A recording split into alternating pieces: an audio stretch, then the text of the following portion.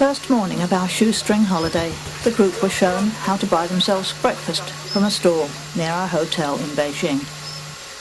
Then we were straight off to visit the famous Tiananmen Square, with explanations by Puma, our trusty guide. There is a road in the middle here, which is about 100 meters wide. Next, we joined the throngs of students visiting the Forbidden City.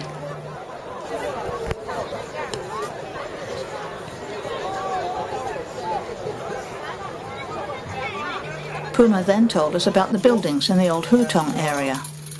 That can tell us, even the steps can tell us the social rank of the one who might live here. And for the stone carving, if there's a drum... From here, we took a trip in a local bus to the Heavenly Temple Park, which is popular as an area for relaxation.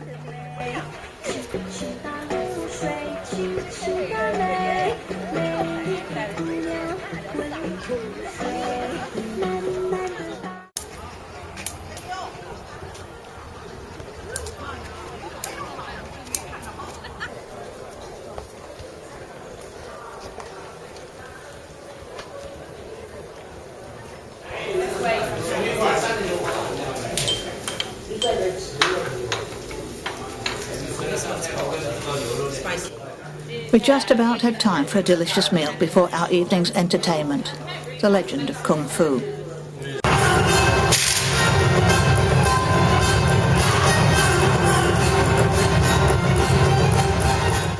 After a good night's sleep, we took a bus trip to the Summer Palace, another popular local spot for recreation.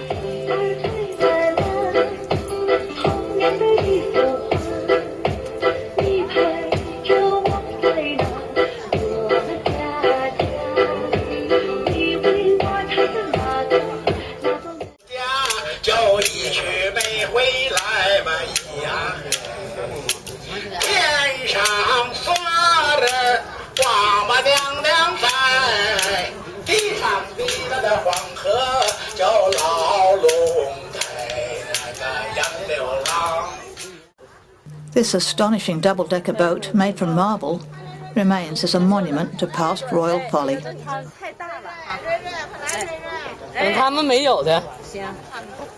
Then we returned to admire the stadium built for the 2008 Olympics. It seems that it still engenders Olympic fever. Another bus trip took us to the Lama Temple, a 17th century Buddhist temple, which is still much in use for worship.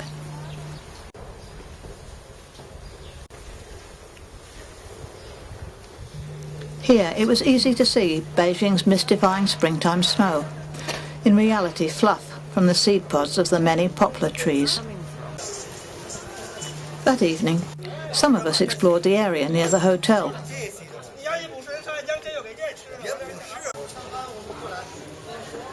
It seemed quite noticeable that, although there is apparently no longer a law requiring families to be limited to one child, it still seems to be the general custom here. For our evening meal, we chose a popular local restaurant, where our duck was carved at the table, and our helpful hostess demonstrated how we should prepare it.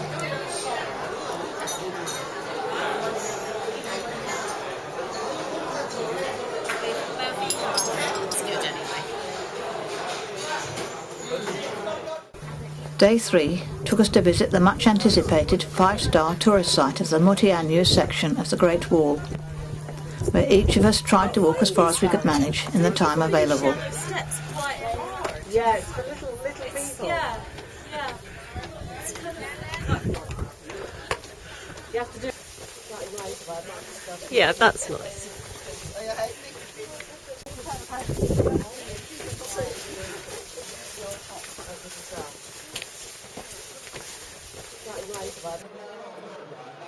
That evening, we experienced our first railway station and an overnight journey to Xi'an, sleeping in the second-class 3-tiered hard sleepers as the only Westerners on board.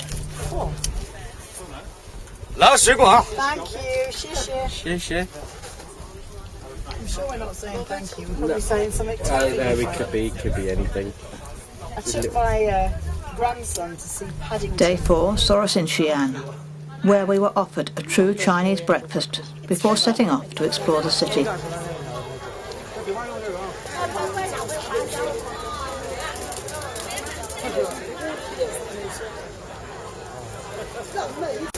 I see.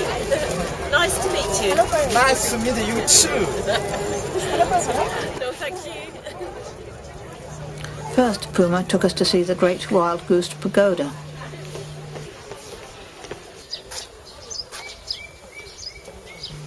Alongside the pagoda was a stunning garden of peonies in full bloom.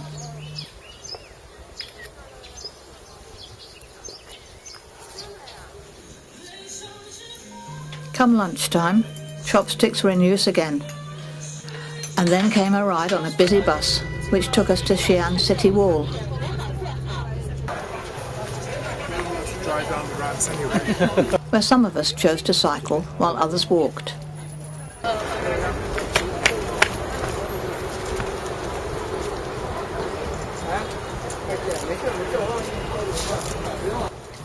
The whole place seemed immaculate, so that the many street cleaners could find very little to do. Come supper time, some of us decided to explore the local night market.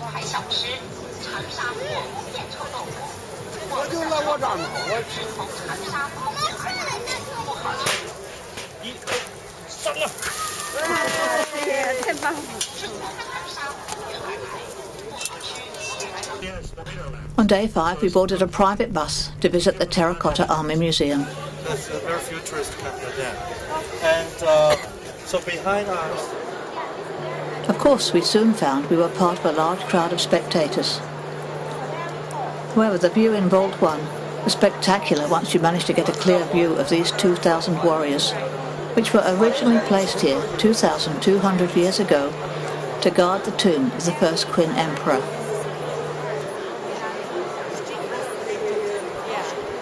Although there are thousands more warriors yet to be uncovered, the work of reconstruction is painfully slow. This high-ranking officer seems imposing already, but he would have originally looked like this. Next, we had a fascinating lesson in Chinese calligraphy. It's very good. This is the lady, this is mine. While we can see for the lady, she is kneeling down, arm crossed. Just like this arm crossed kneeling down. Very elegant. And this is the mine, this is the field, rice field. Farming to flower. Not like a farmer working in the field. But nowadays we have a very more popular explanation. Then we moved on to the lively, noisy Muslim market.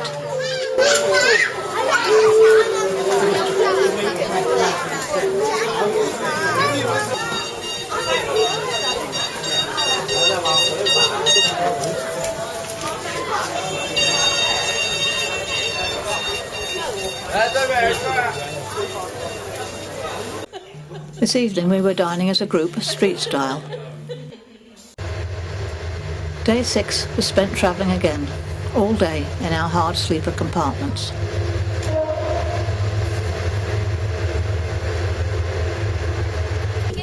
Hello. Hello. Hello. Ni hao.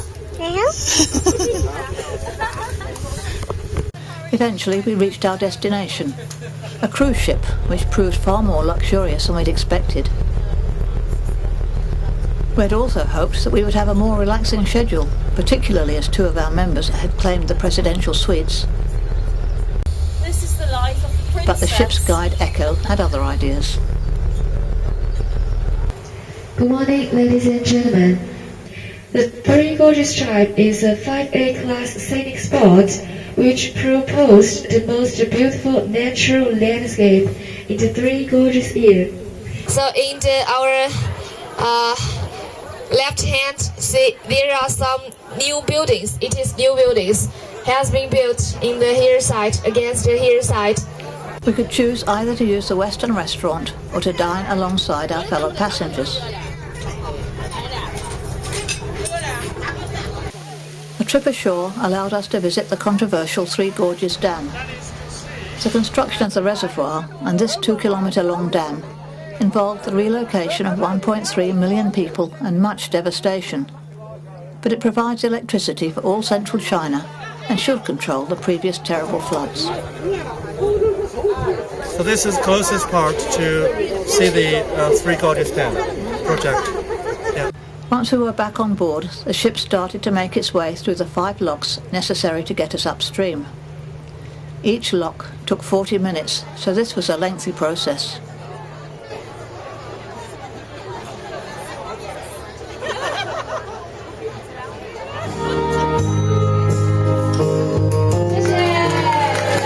That evening, our Diana celebrated a memorable birthday in front of all the passengers and crew.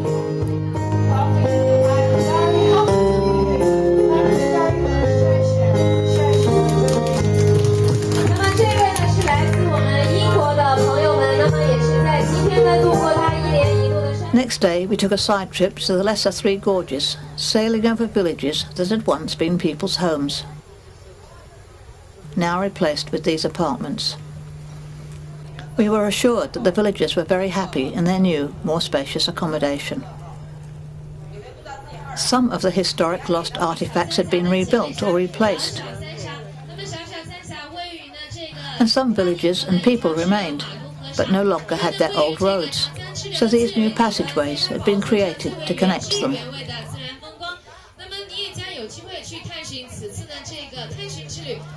There had been much concern about the loss of wildlife, but some have been encouraged to return. And the scenery may be different, but it is still spectacular. At our next stop, the locals were making Herculean efforts to sell their produce.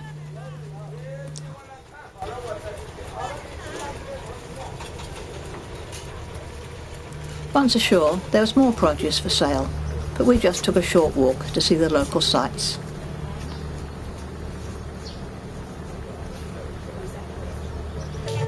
That evening, various crew members entertained us with a show.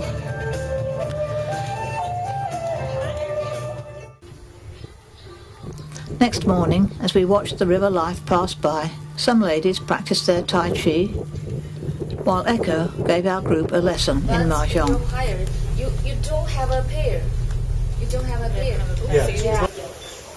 Our stop that day was at Fengdu, known as Ghost City, or the gateway to hell. Here we had to pass various tests before we were allowed to escape, but fortunately we succeeded. 1, 2, 3. Good job. In the evening we enjoyed a gala dinner, followed by entertainment in which our members played a starring role.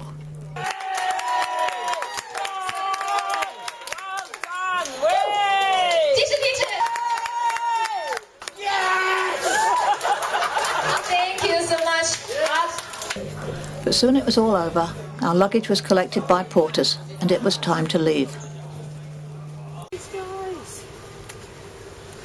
The next stage of the journey involved a much more luxurious train trip than we had experienced before, as we were now on one of China's new bullet trains.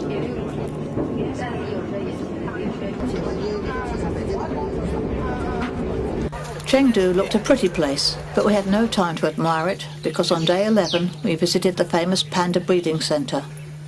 The whole site is a beautiful nature reserve, but of course the pandas were the main attraction, whatever they might be doing as we watched them.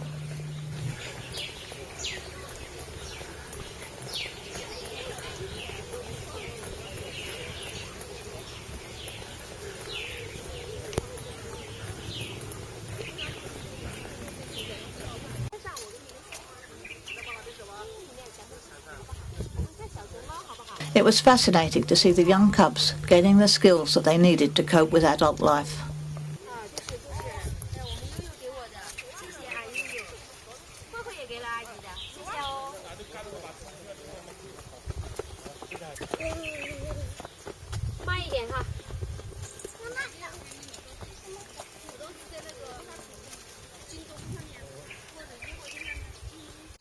The less endangered red pandas were also on show. In fact, they were literally under your feet, which was strange as there were notices saying not to go too near them.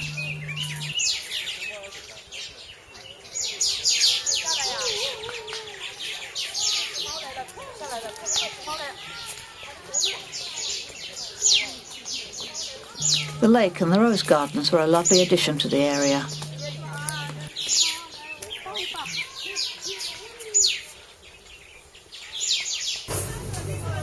Then we were back onto another overnight train, on our way to spend 3 nights in more rural areas.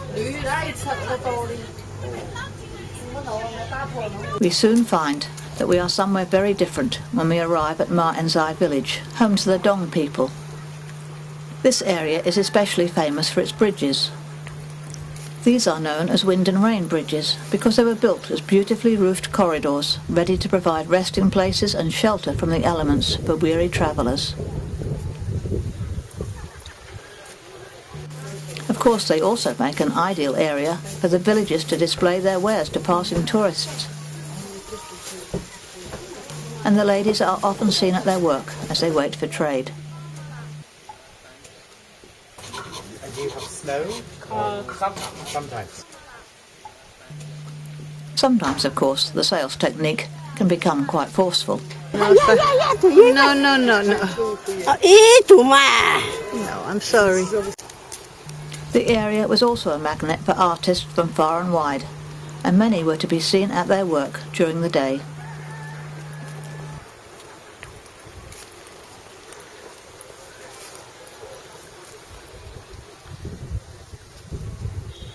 Favourite subjects for the artists were these historic water wheels, made from bamboo and still in operation, carrying water from the river to the rice paddies.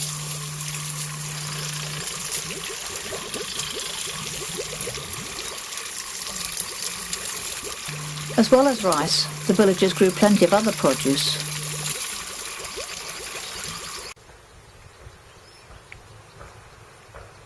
Tea was grown here, and the leaves had to be processed.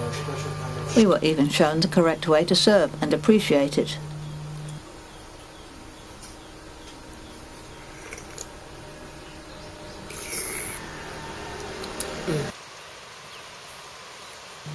The children here seemed to have a lot more freedom than we had seen in the cities.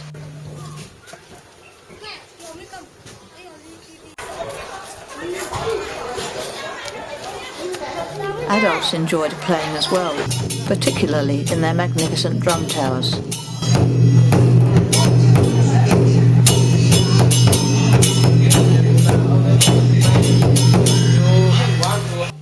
We were also entertained by a special cultural show put on for the benefit of tourists.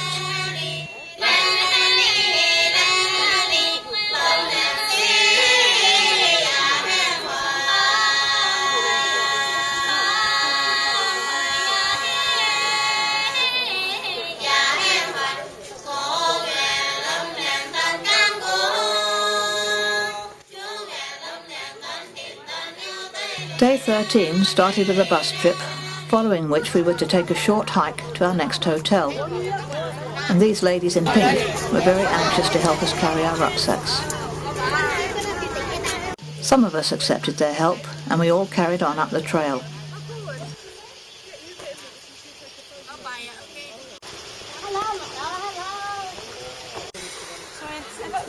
She's laden down with your I'm sure.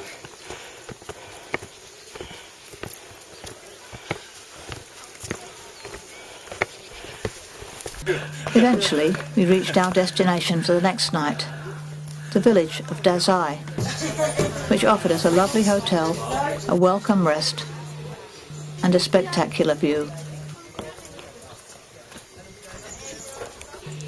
The ladies, who are from the Yao group, simply never seem to stop working.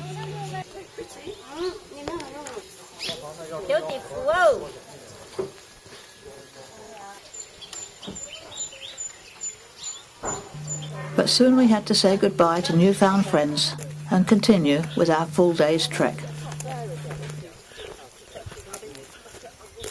We were allowed the occasional break before pressing on. Anybody like a Garibaldi? No, thanks. I'll stick that. A Garibaldi, please. They're like my childhood biscuits. Yeah. I've never.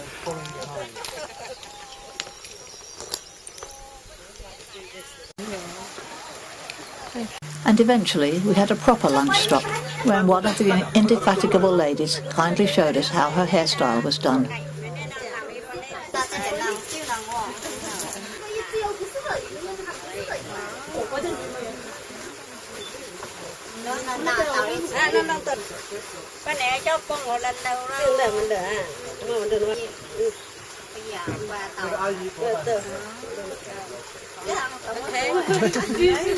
Lovely, thank you. As well as that treat, we also had a spectacular view of the terraced area known as the Dragon's Backbone.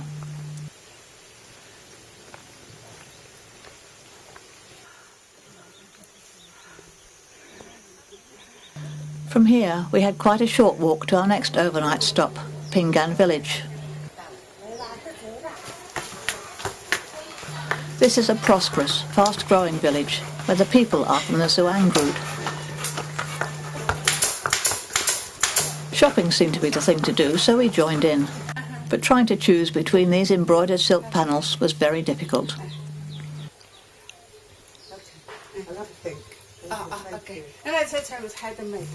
After the choice was made, we enjoyed another group meal. In this town, rice cooked in bamboo is a speciality. Day 15 brought a 4-hour bus trip to Yangshu. This town is in an area famous for its spectacular karst scenery, bizarre pinnacles and towers formed from limestone. The whole area is very photogenic, much loved by all varieties of photographer. However, the town also has a bustling centre with a popular market offering a great variety of local produce. Yangshu also caters well for its thriving tourist industry.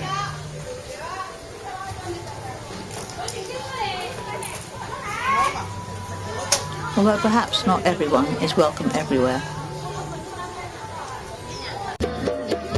In the evening, the town really comes to life.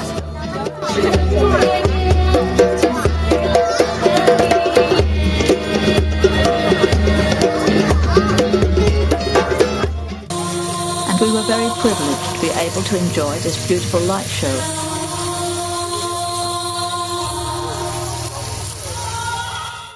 Next day brought an opportunity to watch many ordinary people of China enjoying a typical morning's recreation in their park.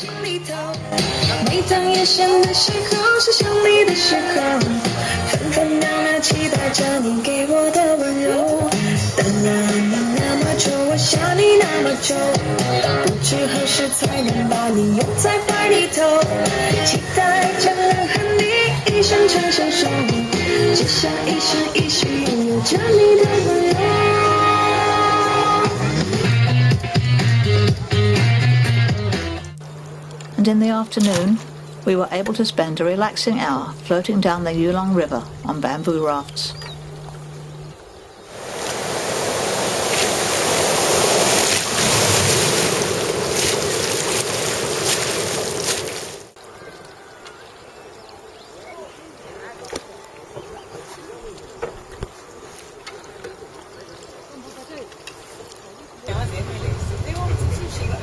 After this gentle time, we had another bus journey followed by a 19-hour train trip, eventually arriving in Shanghai.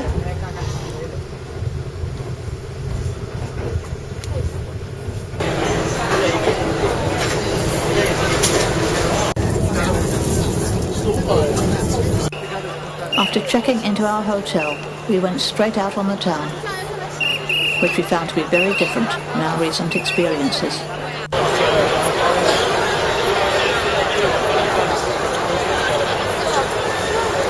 Viewing the lights of the city on an evening cruise was something not to be missed.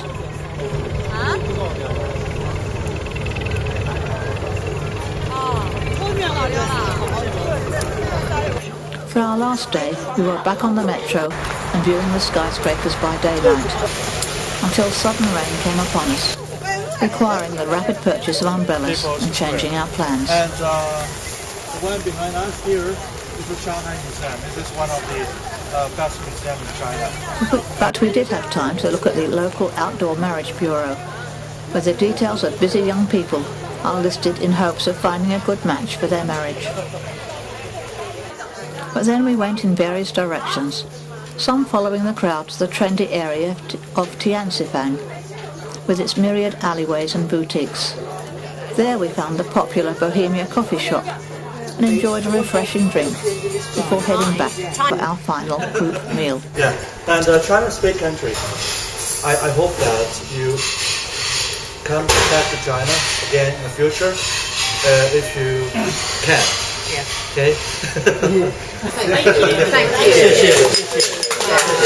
Cheers. Well done. Great trip. Well done. Thank you. I'm only